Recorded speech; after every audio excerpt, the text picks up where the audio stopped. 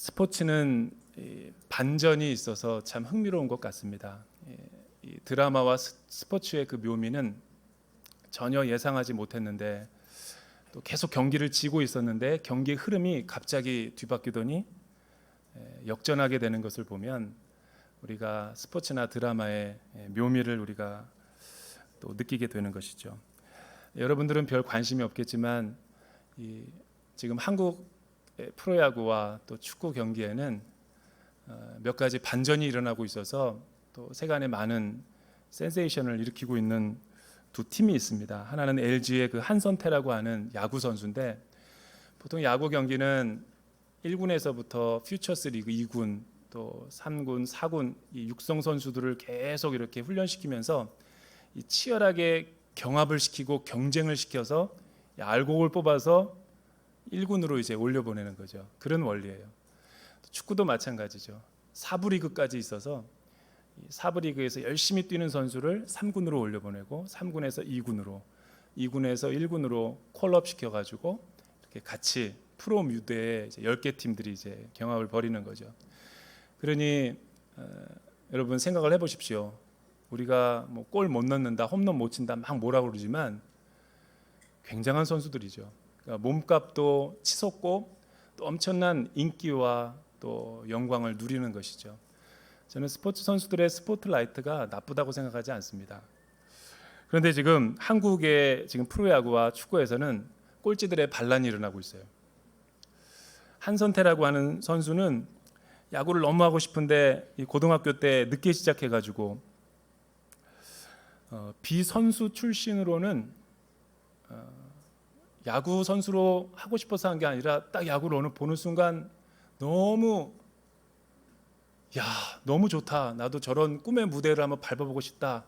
그래서 공부를 그만두고 독립리그와 또 야구 아카데미 같은 데 들어가서 혼자 독학으로 했는데 아무도 불러주지 않는 거예요. 그러나 이 한선태 선수는 끝까지 포기하지 않고 정말 자기가 너무 좋아서 기량을 닦고 드디어 이제 류중일 감독에 의해서 발탁이 돼서 아무도 주목하지 않는 선수를 LG에서 그냥 육성 선수로 그냥 쓰려고 데리고 왔는데 7경기 출전했는데 거의 무실점으로, 그러니까 수십억을 받는 프로 선수들이 긴장하고 있다고 그러더라고요. 또 이 화성 FC는 대전 시티즌만큼 별로 주목을 받지 못하는 팀이죠, 축구 선수에. 그런데 이 경남 창원 축구 센터에서 경남 FC가 가장 강력한데 모든 이 후보군들을 물리치고 이 8강과 4강에 진출해서 파란을 일으키고 있는 거죠. 무더운 여름날 축구와 야구에 좀 관심을 갖고 볼 수 있기를 주님의 이름으로 축복합니다. 우리가 잘 몰라서 그렇지 이거는 마치 전문가들이 표현하기에는 골리앗과 다윗의 싸움이라고 그래요. 전혀 해봤자 계란으로 바위치기. 그런데 이 선수들은 원팀과 원스피릿을 가지고 또 감독의 탁월한 리더십하에 하나가 되어서 이 분위기와 경기를 역전시켜 버리는 거죠. 이런 걸 인생의 드라마라 그러죠. 또 반전이라고 하는 거예요. 여러분 성경에도 보면 외적인 형편과 상황을 보면 꿈도 없고 반드시 경기를 이길 수 없고 패배주의와 운명주의와 숙명주의에 빠져야 되는데 지금까지 살아가던 인생을 뒤집고 새로운 인생 역전에 성공한 이 케이스나 또 성경 인물들이 많이 나타나죠. 오늘 우리가 살펴볼 기드온이라는 성경 인물이 바로 그런 대표적인 인물인데, 우리는 믿음 안에서 신앙생활을 하면서 자포자기하거나 또 절망하거나 또 인생의 수많은 내부적인 외부적인 문제로 인해서 힘들어하는 경우가 많이 있습니다. 어떤 분들은 신방을 해보면 사업이 실패로 인해서 다시 내가 재기할 수 있을까라는 두려움에 눌려 있고, 또 어떤 분들은 자녀 교육을 실패하고 싶어서 실패했습니까? 최선을 다했는데 하다 보니까 애가 어긋나고 부모의 뜻대로 따라주지 않는 자녀들을 볼 때 정말 힘들어하는 부모님들이 너무 우리 주변에 많아요. 또 어떤 분들은 원치 않게 건강을 잃어버려서 건강의 어려움으로, 또 어떤 분들은 결혼의 실패로 인해서 이제 다시 재혼을 할 수 없을 만큼 자기는 그 두려움에 빠져 있는 분들도 만나보기도 합니다. 또 어떤 사람들은 자기 전공과 학과 공부의 실패로 인해서 여러 가지 고통스럽고 힘들어하는 경우가 많이 있죠. 어떻게 우리는 이 절망에서 다시 일어설 수 있는가? 저는 오늘 말씀을 통해 다시 일어설 수 있는 그리스도인들의 힘은 무엇인지 살펴보기를 원합니다. 사사기는 총 21장으로 구성이 되어 있죠.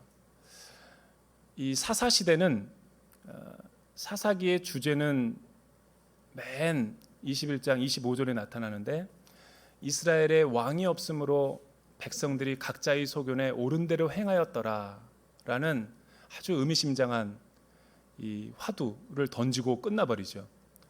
여기서 왕은 프레지던트나 대통령을 말하는 것이 아니죠.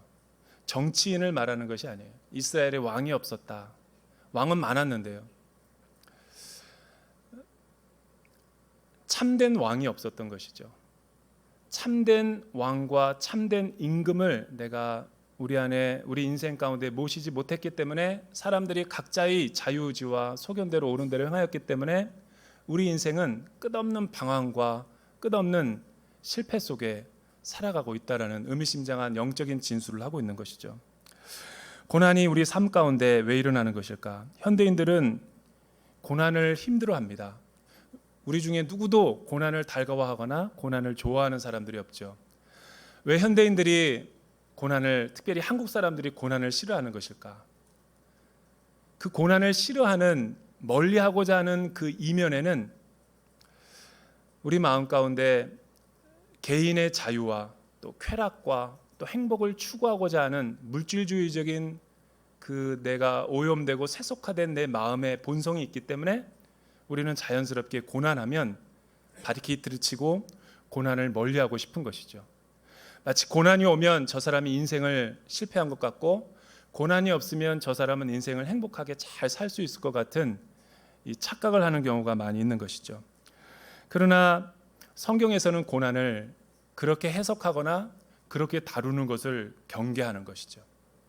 고난이 많으면 하나님이 없는 것 같고 고난이 없으면 하나님이 나와 함께하는 것 같다라는 생각은 인본주의적인 신앙이죠. 고난은 오히려 하나님의 손길 안에서 다루어지는 신비로운 어떤 사건과도 같은 거예요. 마치 도예 공예가가 도자기를 빚을 때 도자기가 그 도공의 손 안에 있는 것처럼 다루어지고 또 깎아지고 만들어지고 빚어져 가는 것이 고난이라고 하는 특별한 사건이죠. 따라서 성경은 고난을 선한 것도 아니고 악한 것도 아니고 신비라고 말을 하는 거예요. 성경에서 우리 인생의 고난은 왜 일어나는가? 4가지 이유로 설명을 합니다. 첫째는 고난이 왜 일어날까? 내 인생에. 우리의 삶 가운데 고난이 끊이지 않는 이유는 나는 올곧게 잘 가고 있는데 이 세상이 불완전하고 불의해서 일어날 수 있다는 것이죠. 하나님을 떠나고 하나님 없는 이 세상은 불완전한 세상입니다. 여러분들은 보기에 이 세상이 완전한 것 같죠. 평온해 보이고 너무 행복한 것 같죠. 휴가철에 아름다운 해외나 또 여행을 하다 보면 모든 것이 리조트나 가면 편안해 보이고 또 아무 문제가 없는 것 같지만 하나님을 저버리고 하나님을 없는 이 세상은 매우 불완전한 세상이에요. 그것은 마치 나는 운전을 잘 한 번도 20년 동안 무사고로 나갔는데 술 취한 사람이 갑자기 내 옆차를 들이받아서 나에게 불이익을 주는 것과 똑같은 거죠. 내가 아무리 신앙생활 열심히 하고 행복하게 잘 믿음 안에서 살려고 해도 이 세상이 부조리하고 불의한 것은 하나님이 없기 때문에 예기치 못한 사건이 돌발 상황으로 일어날 수 있다는 거예요. 두 번째는 이 세상에 고난이 끊이지 않는 것은 나의 어리석은 판단과 선택 때문에 고난이 끊이지 않는 거예요. 우리 엄마가 그렇게 말했어요. 너 그 오빠랑 결혼하면 안 된다. 그놈이랑 결혼하면 안 돼. 말했는데도 콩깍지가 씌어가지고 나는 저 오빠 없이는 못 살아. 그래서 내가 선택하고 지금까지 20년, 30년 살아오면 나처럼 되는 거예요. 너 그 여자랑 결혼하면, 그녀랑 결혼하면 큰일 난다. 옆에서 충고를 해주고 말을 해줬는데도 듣지를 않아요. 그냥 자기가 선택하는 것은 결코 실수가 없다라고 자만하고 옆에 있는 사람 이야기를 안 듣고 코칭을 안 들으면 우리가 지금 겪고 있는 일에 대해서 책임이 나한테도 있는 것이죠. 또 우리가 고난을 당하는 것은 자발적인 순종에 의해서 고난을 당할 수도 있어요. 하나님의 말씀이 너무 은혜로워서 내가 이 말씀을 살아내기 위해서 코스트와 대가를 지불하려 한다면 여러분 직장과 인간관계 속에서 어려움 당할 수 있죠. 마지막 네 번째는 하나님이 우리의 신앙을 한층 더 수준을 레벨을 높이기 위해서 믿음의 테스트를 하는 경우에 풀무불과 같은 연단과 용광로와 같은 불시험 가운데 들어갈 수 있다라고 성경은 말을 해요. 그리스도인들은 거의 이 네 번째 카테고리에 속하게 되는 것이죠. 오늘 말씀을 통해서 보면 1절과 3절 고난의 시대 가운데 찾아오시는 하나님은 어떤 하나님이신가? 우리 1절서부터 3절을 우리 같이 한번 읽어볼까요? 시작.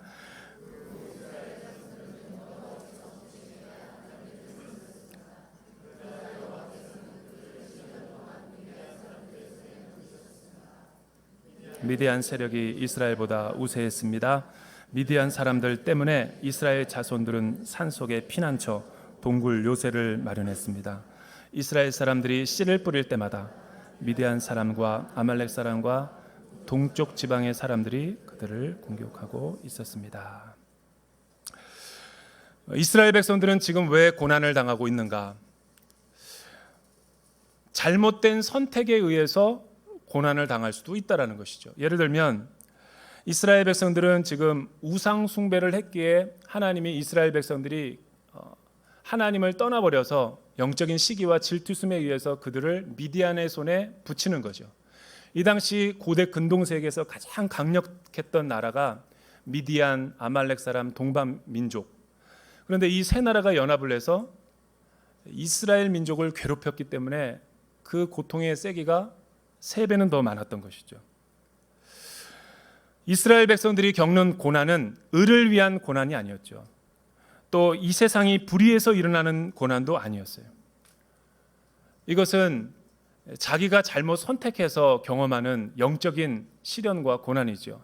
하나님은 이런 이스라엘 백성들에게 사람 막대기와 인생 채찍 혹은 그들이 감당할 수 없는 절망적인 상황을 허용하셔서 원래 그런 고통스러운 환경을 만들고 싶지 않았지만 우리의 어리석음 때문에 하나님이 허용하시는 거죠. 일시적으로. 왜? 정신 차리고 돌아오게 하기 위해서. 너무 깨닫지 못하니까 하나님이 그 우상 숭배를 버려야지만 내가 살 수 있다는 메시지를 주기 위해서 고난을 허용하실 때가 있어요.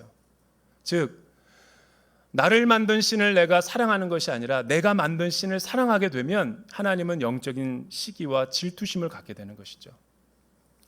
하나님보다 우리는 어떤 가치나 어떤 대상을 더 사랑하고 더 쫓아가면 하나님은 그것을 차단하기 위해서 하나님은 고난의 길을 경험하게 하시는 것이죠.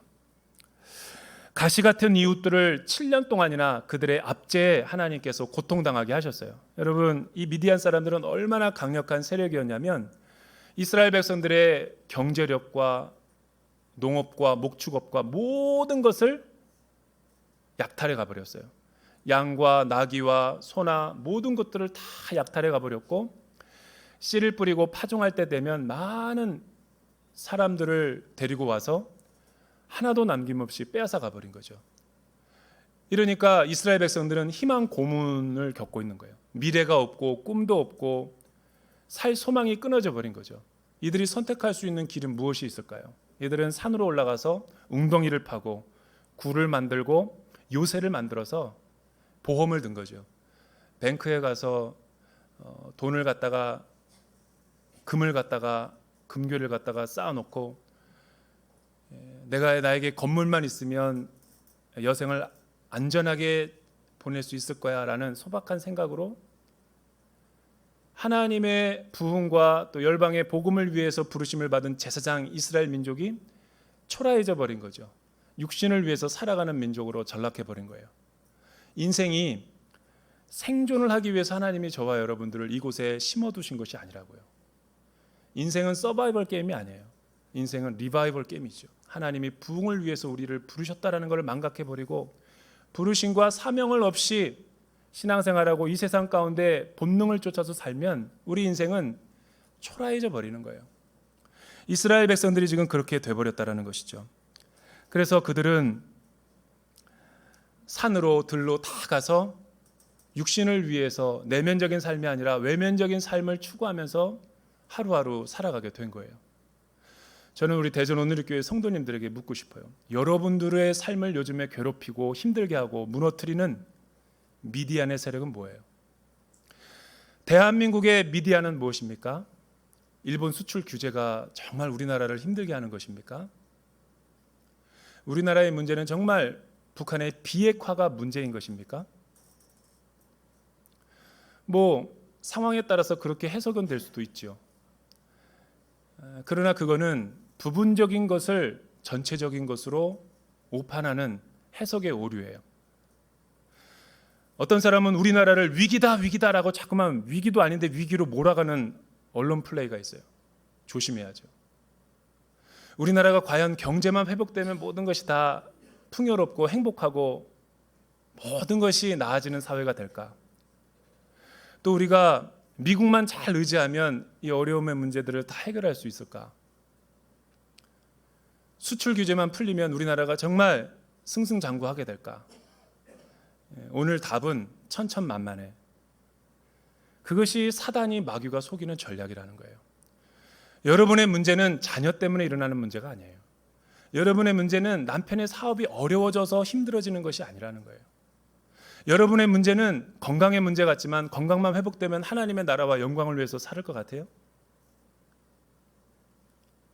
그렇지 않다라는 거예요. 우리는 하나님을 만나야지 우리의 인생이 해결되는 거예요. 그래서 하나님은 우리나라는 지금 심각한 어디 사회 구석구석 하나를 보면 문제 아닌 데가 없어요. 중독과 우울증과 도박과 북핵 문제와 일본의 이웃과의 문제와 수많은 문제들이 이건 너무 문제가 많아가지고 뭐가 문제인지를 모를 정도로. 그러나 우리나라의 문제는 하나님을 버린 것이 문제죠. 하나님께로 돌아가지 않으려는 우리 인본주의 신앙이 문제라고요. 하나님은 이 정도 문제점을 주면 엎드리고 이스라엘 백성들이 하나님을 찾을 줄 알았어요. 부르짖을 줄 알았다고요. 그런데 이스라엘 백성들은 하나님을 찾기는커녕 더 경제 문제로 더 세상에 나가서 일하느라고 시간이 없어가지고 교회 주일 성수 못하고 더 세상에 먹고 살기 힘들어서 자녀들 양육시켜야 되기 때문에 11조도 구별해서 못 드리고 너무 바빠가지고 목사님 아울리치를 못 갑니다.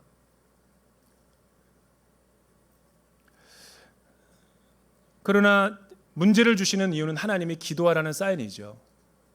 기도하라는 시그널인 거예요. 여러분, 참된 기도란 무엇입니까? 기도란 자신에게 절망을 하고 하나님만 바라보는 것이 하나님이 고난을 주시는 이유라는 거예요. 6절과 7절 우리 같이 한번 읽어볼까요? 6절과 7절 시작. 미디안 사람들 때문에 이스라엘은 매우 가난해졌습니다. 그러자 이스라엘 자손들은 여호와께 부르짖었습니다.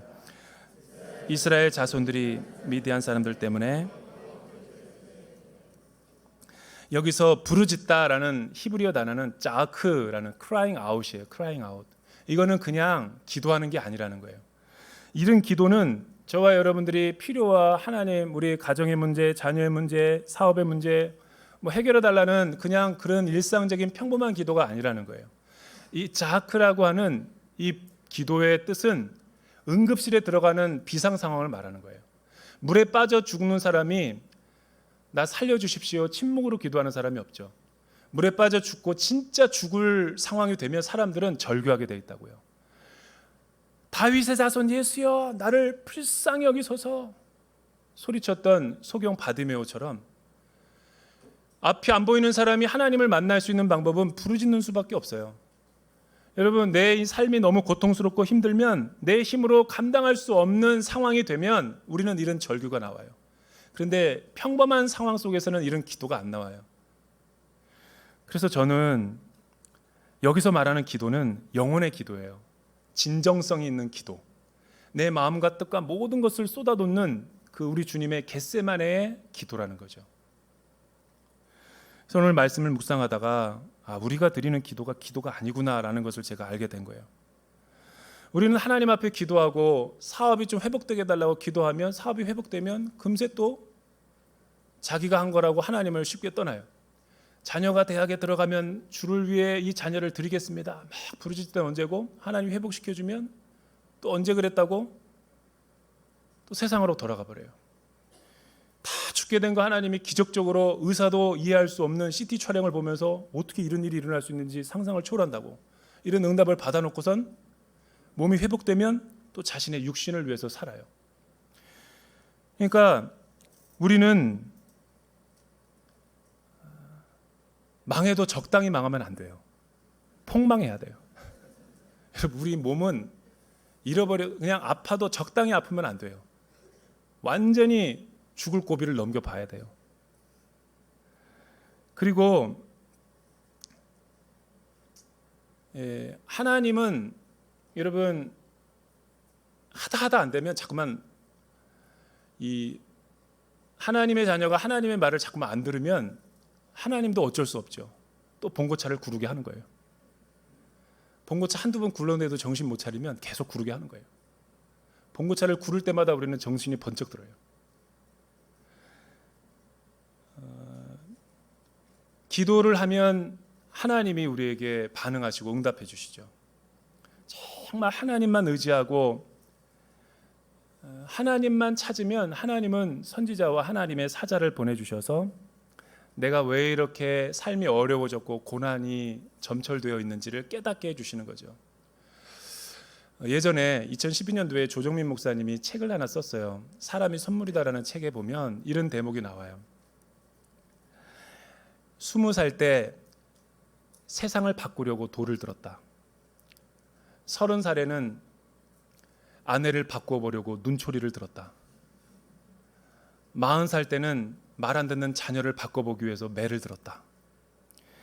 그러나 쉬운에 되어서야 바꿔야 될 사람은 나라는 것을 알고 하나님 앞에 모든 것을 내려놓았다.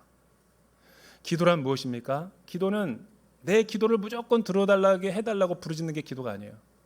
기도는 나의 뜻을 하나님의 뜻에 맞추어가는 과정이 기도인 것이죠. 세 번째, 우리가 11절과 12절 같이 한번 말씀을 읽어볼까요? 11절과 12절 시작. 여호와의 천사가 아비에셀 사람 요아스의 땅인 오브라에 와서 떡갈나무 밑에 앉았습니다.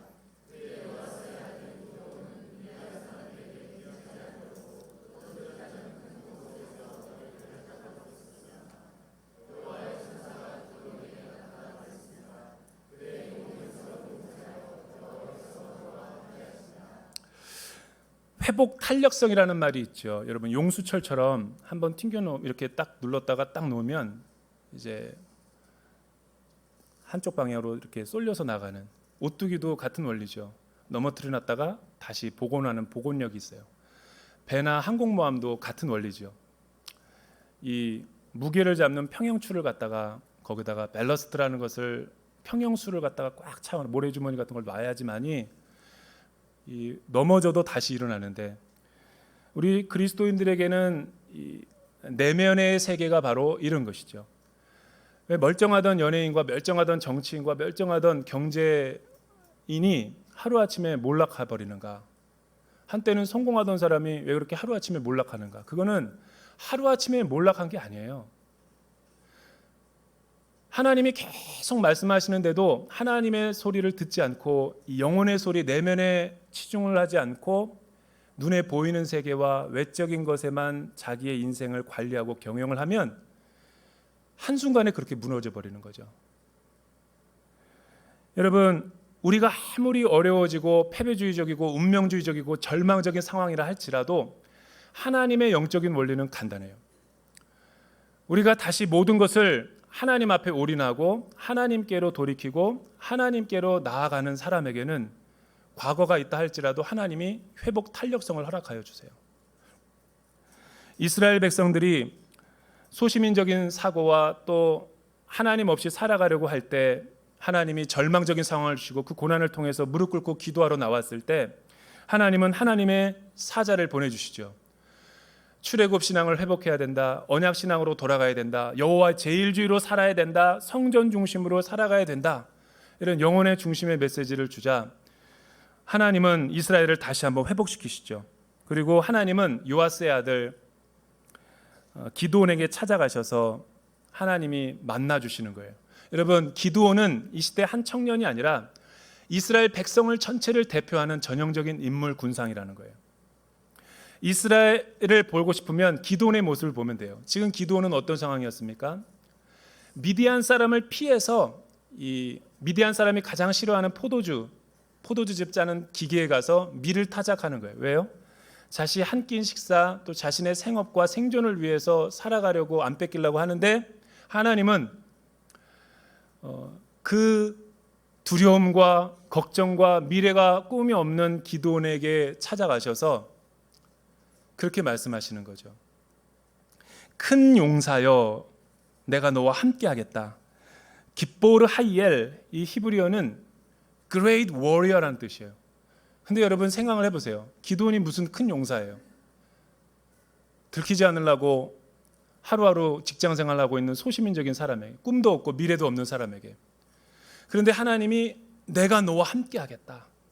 내가 너와 함께하면 너는 어떤 상황 가운데서라도 복원할 수 있고 다시 영적으로 부흥할 수 있고 다시 과거의 영광을 회복할 수 있다라고 말씀하시는 거죠. 부흥은 무엇입니까? 부흥은 기도하는 것이 부흥이 아니에요. 부흥했더니 찬양팀만 부흥했다고 그러잖아요. 부흥은 하나님이 우리에게 찾아오는 사건이에요. 내가 아무것도 할 수 없고 절망적인 상황 가운데 하나님의 주되심과 하나님의 주권, 로드십을 초청하는 거죠. 나는 아무것도 할 수 없습니다라고 고백하고 주님이 내 인생에 찾아와 주십시오. 초청을 하시면 하나님이 내 인생의 주인이 되어 주셔서 나를 지배하시고 나를 통치하시고 다스려 주시면 저와 여러분들의 삶은 과거와 같이 살지 않아요.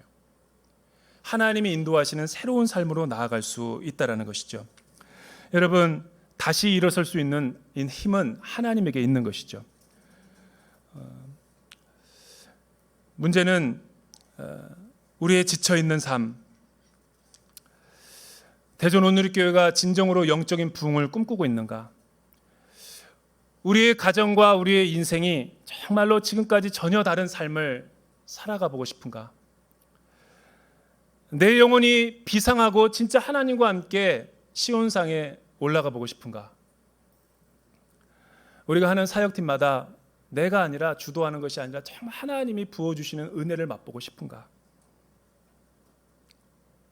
하나님이 오셔야 돼요. 그래서 우리가 기도하고 엎드려야 되는 것이죠.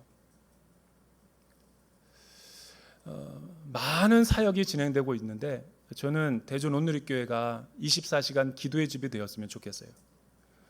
개방해가지고 누구나 마음껏 와가지고 기도의 재단을 쌓고 가정의 문제와 자녀의 문제와 남편의 문제, 건강의 문제, 사업의 문제, 교회의 문제, 사역의 문제, 모든 문제를 주님 앞에 올려놓고 부르짖는 거죠. 거기에 성령님이 기름 부어주시는 거예요. 그때 성령의 바람이 불어오는 것이죠. 내가 할 수 없을 때 하나님이 하시는 거예요. 나는 왜 이렇게 인생이 힘든가? 제가 신방 가는 곳마다 힘들대. 너무 힘든 얘기 들으니까 목사도 힘들어. 근데 여러분, 내가 하면 힘든 거예요. 그러나 하나님이 하시면 쉬워요. 이런 성령의 순풍을 타고 올 여름 사역에 승리할 수 있는 우리 대전 온누리교회가 되기를 주님의 이름으로 축원합니다.